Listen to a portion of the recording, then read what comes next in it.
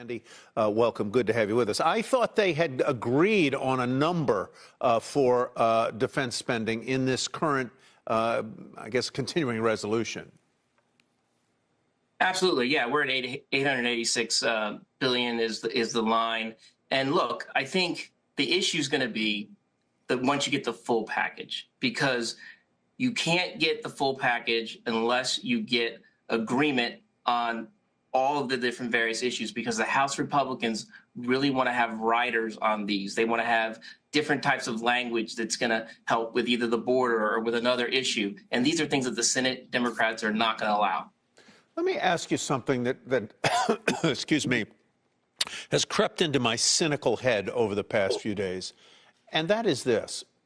I am, having watched Washington on the border for a generation, I am increasingly persuaded that neither side really wants to solve it.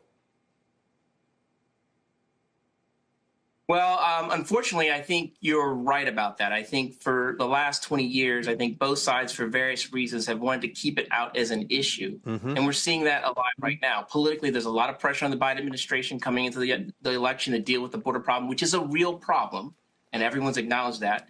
At the same time, the Republicans in the Senate, the Republicans in the House, because the Republicans in the Senate, like, look, we're never going to get a better chance to get real substantive immigration reform here to have border security. Yet the Republicans in the House are following former President Trump's call of, hey, let's not give Biden a win.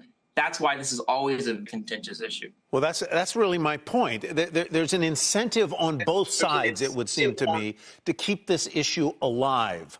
In other words, on the right, the deal that they were likely to get from the Democrats would not go as far as the right would like. And I'm talking about the right as the GOP, not necessarily the hardcore Trumpist right. And on the left, the Democrats don't want to alienate their left wing, which is staunchly in favor of more lax border policy.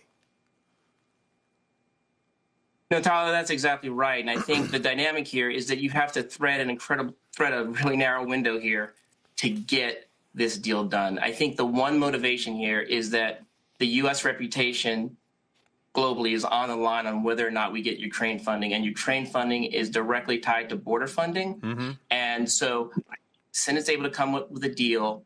I think it's going to have to be like half the votes Republicans in the House and half the votes Democrats in the House, because I think half the Democrats are going to want to vote for it because of the immigration changes, and half the Republicans aren't going to want to do it because the immigration is not far, doesn't go far enough, and because they don't want Ukraine spending. So this is a tough needle to thread.